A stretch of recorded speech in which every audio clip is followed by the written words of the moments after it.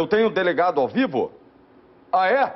Então a prioridade é essa. Me dá aqui, ao vivo, nesse momento, sobre o caso de Duque de Caxias, onde um homem morreu e a mulher ficou gravemente ferida na frente de uma criança de 8 anos. Me dá o áudio. A venda dessas camisetas, elas são controladas. Evidentemente que O delegado está falando sobre as camisetas que os criminosos estavam usando da Polícia Civil.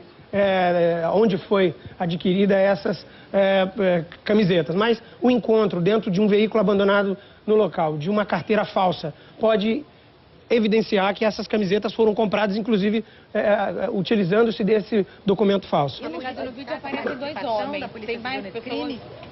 Olha, é muito cedo afastar ou pontuar que quem está cometendo aquele crime é um policial civil. Evidentemente que só as investigações que poderão dizer isso. Agora, no sábado passado, teve outra execução da Baixada, um modus operandi muito parecido, também com muita violência. O senhor acha que tem um grupo de extermínio agindo aqui? Tem alguma coisa a ver com política?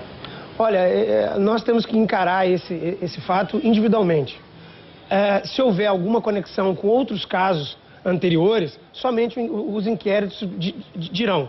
Nós fazemos um trabalho técnico em cima de cada caso e buscamos possíveis conexões. Se essas conexões existirem e tecnicamente ficar demonstrado, nós vamos juntar os inquéritos policiais e fazer um combate direcionado. Agora, doutor, essa informação é porque essa primeira vítima seria candidato a vereador aqui na Baixada e o segurança também seria. O senhor confirma essa informação?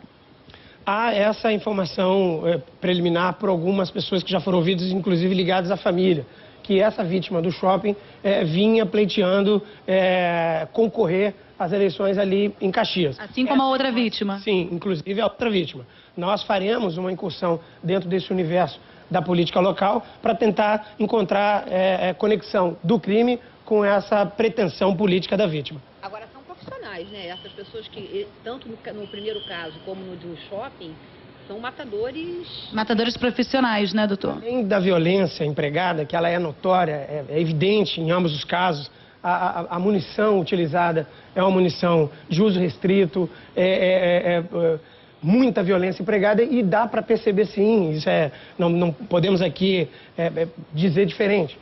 Há uma habilidade ali, há uma técnica ali. Me parece e nos parece que, evidentemente, quem está fazendo planejou e sabe bem como fazer. E ainda roubaram um carro preto antes, né? Nesse momento você acompanha Eles roubaram a esse carro preto, estava do tendo um delegado tiroteio. que cuida desse caso em Duque de Caxias, hein? No local, tudo indica que foi roubado. Nós estamos em contato com o proprietário, ouviremos ele na data de hoje para a gente tentar entender se efetivamente há o envolvimento dele ou não. Doutor, existe mais uma linha de investigação além de execução? Olha, como é protocolar, né, a divisão de homicídios ela trabalha sempre com linhas abertas. Não dá para afastar que se trata de uma execução. A dinâmica por si só, ela grita, ela fala que esse caso é de uma execução clássica. Agora, a motivação está em aberto e nós abriremos todas as linhas de investigação e derrubaremos uma a uma. Tem pista já dos criminosos, dos autores? Ainda não. O trabalho hoje é bastante importante. Nós sabemos que as 48 horas primeiras são decisivas para uma investigação com essa complexidade. As equipes hoje focarão todo o entorno do shopping. As imagens captadas de todo o shopping são muito importantes e podem levar a gente à elucidação rápida desse fato. Doutor, o filho do caso. O filho, doutor, o filho dele... Ele já foi ouvido, a criança, doutor? Na verdade, ainda não. Nós aguardamos a chegada de um profissional que nos auxiliará na colheita do termo dessa criança. É um momento bastante difícil e nós temos que respeitar e conduzir de forma bastante profissional a coleta desse termo de declaração. Gustavo, o delegado continua aqui ao vivo com a gente. A coletiva acabou neste minuto aqui, só um momentinho. Você gostaria de fazer alguma pergunta para ele? Olha aqui, eu quero agradecer primeiramente, a entrevista que a partir de agora o doutor Geniton vai conceder ao Balanço Geral e a gente pode comentar alguns detalhes dessa história impressionante que nós vimos aí nas imagens. Doutor, uma pergunta. O senhor disse... Gustavo, só um minuto, por favor. Eu vou passar o ponto para ele, que como ele chegou para a coletiva rapidamente, não deu tempo da gente... colocar o ponto nele, mas ao vivo é assim mesmo, doutor. Doutor. Deixa eu só tirar aqui. Pode falar, Gustavo, ele está te ouvindo. Doutor, me ouve? Boa tarde, boa tarde. Boa tarde, muito obrigado mais uma vez por falar com o Balanço Geral. Eu pergunto para o senhor o seguinte: o senhor disse que a ação, pelo que parece, foi de gente altamente especializada, justamente pela dinâmica do crime. Mas não necessariamente pode ser até mesmo um policial ali. Porque nós sabemos que tem criminosos que até mesmo serviram Forças Armadas e que têm essa expertise, não é? Então o leque é muito grande de possibilidade. Sim, é preciso que se coloque dessa forma, sim. Nós, como é normal que nós façamos, as linhas de investigação estão abertas, elas são elásticas, elas são amplas e nós vamos enfrentá-las no devido tempo. A dinâmica por si só diz para quem está assistindo que se tratou ali de uma execução, mas a motivação para essa execução, somente o desenrolar do inquérito é que nos dará as devidas respostas. Doutor, o senhor disse algo extremamente importante quanto à colheita de informações por parte dessa criança ou filho do casal. O senhor está esperando um profissional, possivelmente um psicólogo, um assistente social, porque é uma situação muito difícil, não é, doutor? Precisa de muito tato, não é, para lidar com a criança? Sim, toda testemunha é muito importante, ainda mais em crimes com essa complexidade. E por se tratar de uma criança, é preciso um carinho, é preciso uma acolhida toda especial. E também saber respeitar esse momento. Se não for hoje, será amanhã. Se não for amanhã, será daqui uma semana. É no tempo em que se levanta como o melhor momento, sob o ponto de vista da criança. É ela que vai nos sinalizar qual o melhor momento de coletar essa informação, porque ela é uma testemunha de viso. Qualquer informação que ela tenha percebido pode nos auxiliar. Exatamente. Foi a única que viu ali, não é? Foi a única que viu ali. Amêndola, por favor. Doutor Geniton, aqui é o Amêndola. Queria lhe cumprimentar pelos seus resultados profissionais que tem apresentado em todos os casos e que o senhor investiga. Uma coisa me saltou os olhos, doutor Geniton. Era a empunhadura daquelas armas, foi típica de um treinamento policial ou militar. Típica. A camisa escrita Polícia Civil não me impressionou. Um vagabundo qualquer no seu barraco pinta aquilo ali, tem meios que é para pintar uma camisa com um time de Polícia Civil. Mas a empunhadura foi dois joelhos dobrados, duas mãos empunhando aquela arma. O senhor também concorda com essa minha afirmação? Sim, as imagens falam por si. Está evidente ali o grau máximo de violência e há, evidentemente, um preparo ali. Nós não estamos falando de uma dinâmica simples, de alguém que não sabe o que está fazendo. Agora, é preciso chocar, né? Nós estamos falando de alguém que sabe o que está fazendo, mas o senso de impunidade é absoluto, porque eles não escolheram um outro momento, uma outra ocasião e não estão muito preocupados se o objetivo deles será atingido ou se outrem pagará um preço muito caro nessa ação. Não importava ali se a esposa fosse atingida ou se a criança morresse também nessa dinâmica. Não é possível imaginar que eles não soubessem que a vítima estava acompanhada. Em casos como esse, houve um prévio monitoramento da vítima dentro do shopping, se sabia aonde ela seria atingida e pouco importou, sob o ponto de vista dos autores, se a criança morresse ou se a mulher fosse atingida, como foi. Nós estamos rezando muito e pedindo para que, a Deus, nós temos crença, evidentemente, que a esposa não venha a falecer. Agora, e daí a tragédia é ainda maior. Pois não, O senhor chegou a comentar, doutor Geniton, que os projetis dessas armas eram especiais. O senhor confirma isso? É muito cedo para a gente trabalhar com essa informação e eu preciso preservar algumas informações, alguns vestígios que foram coletados no local. Eu não posso revelar isso, porque também pode trazer problema para o devido encaminhamento do inquérito policial.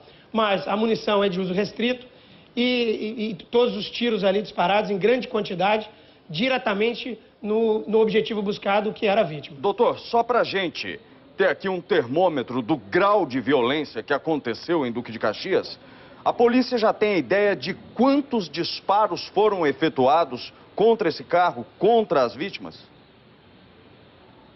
Olha, as imagens mostram, todo mundo acabou assistindo, né?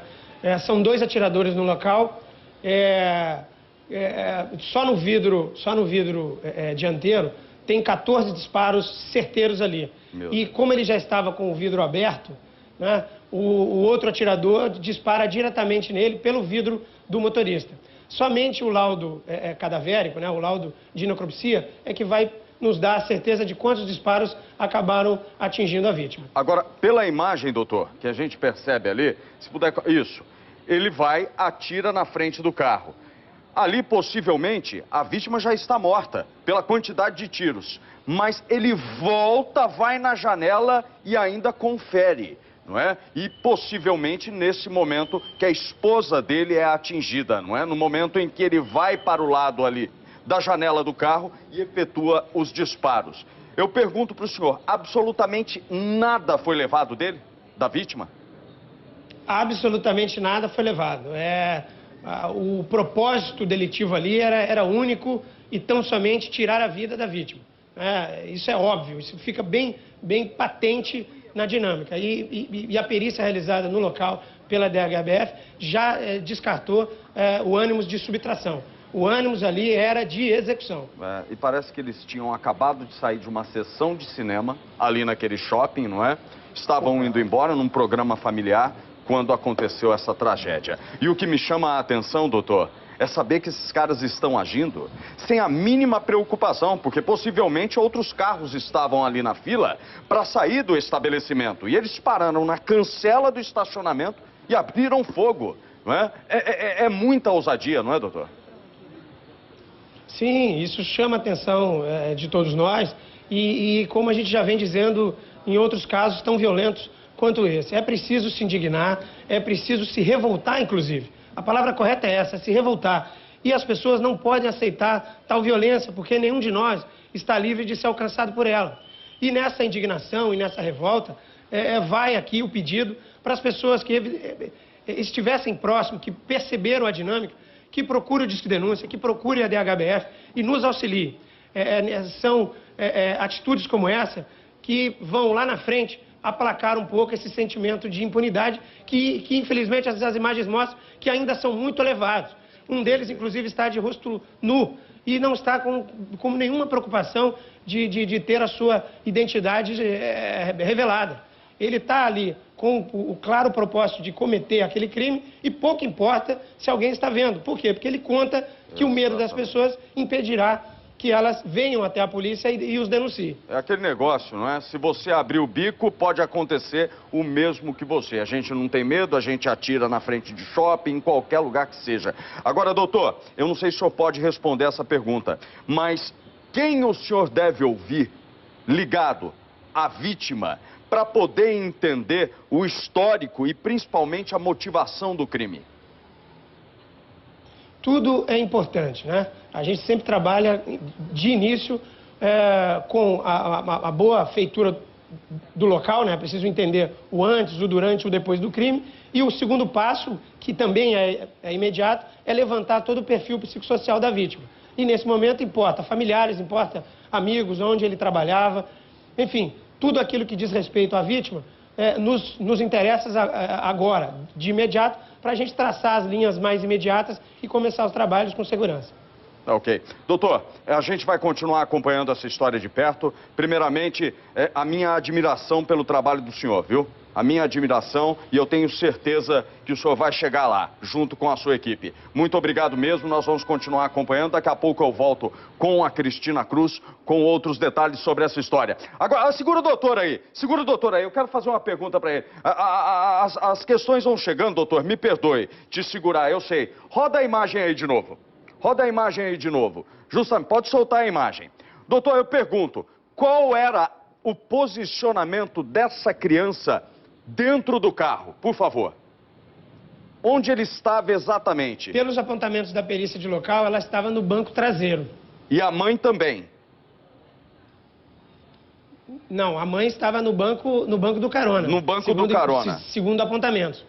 É preciso ainda esperar a análise das imagens para ver se no momento ela tentou buscar proteção pulando para o banco de trás. Eu aguardo ainda a chegada de algumas imagens coletadas ali no estacionamento para ver o que aconteceu efetivamente dentro do veículo. Pelo que eu entendo aqui da imagem, doutor, pelo que eu estou vendo, a criança possivelmente só foi salva, eu posso estar enganado, mas a criança só foi salva se ela estava atrás do banco do pai, não é? Porque se ela estivesse no meio, como criança gosta de ficar, conversando com os pais no meio, ou do lado de lá, o disparo poderia ter atingido. O senhor concorda ou não?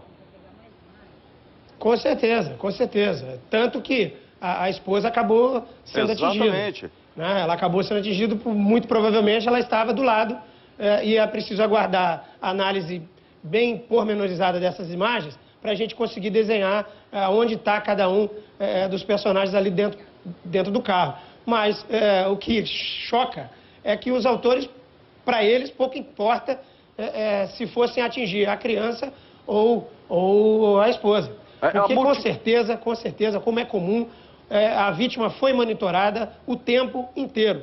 E, então eles sabiam sim quantos eram os ocupantes daquele veículo e podiam até ter deixado de cometer esse crime, até para não colocar em risco os demais familiares da vítima. Pois é, mas o que me chama a atenção, doutor, é a perversidade da ação, não é? Porque se eles estavam monitorando, sabiam que, apesar dos pesares, apesar de tudo, e não justifica a morte desse homem, eu quero deixar bem claro aqui, não justifica, tá? A gente não sabe ainda o que aconteceu com ele, mas ele estava em família ali e principalmente com uma criança. Os caras não se importaram com a presença da esposa, dessa criança, que é um ser completamente inocente nessa história, não é, doutor? Com certeza, com certeza. Isso mostra absoluta perversidade e enfim, só aumenta a nossa revolta e potencializa o grau de impunidade. Exatamente. E repito, nada justifica essa ação covarde primeira e principalmente violenta. Nada justifica, nada. Doutor, muito obrigado pela sua entrevista, tá? Eu gostaria de outras vezes conversar com o senhor, caso tenha novidade ainda nessa edição do Balanço Geral, que vai até 2h45. A casa é sua, doutor. Muito obrigado mesmo, um forte abraço.